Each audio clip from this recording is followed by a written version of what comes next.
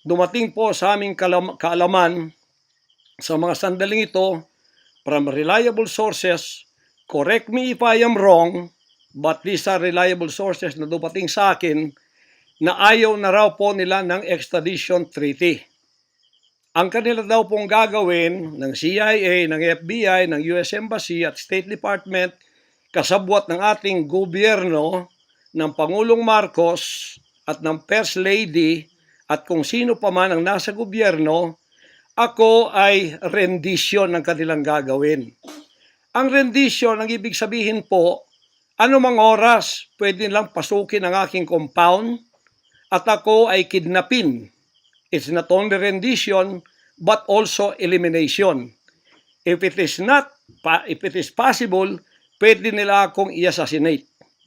So, nandun po sa dalawang yun. Kidnapping or assassination. Killing talaga, murder. Yun po ang dumating na balita sa akin ngayon from reliable sources. Kaya, mulang 2018, alam na po namin na may gagawin sila. Hindi lang namin alam kung paano sapagkat ang hinihintay namin ay extradition sapagkat yun ang treaty natin. Ngayon, ito pong gagawin nila dahil hindi na sila dadaan doon ay illegal. Kidnapping or elimination or assassination. Di po ba sa atang sariling bansa ang aking constitutional rights nawala na?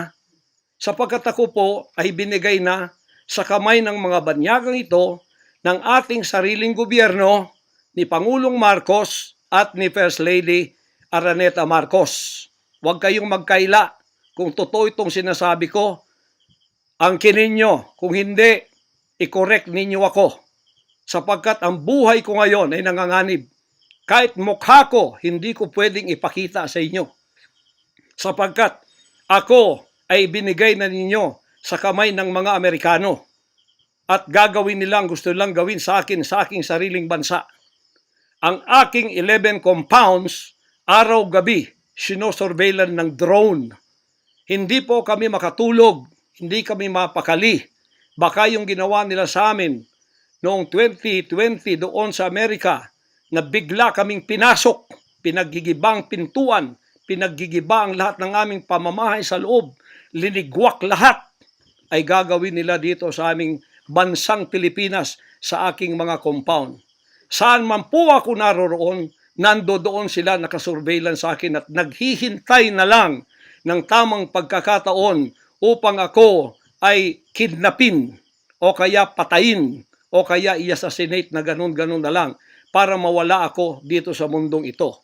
Na kanilang bakit ako naging hadlang, hindi ko alam.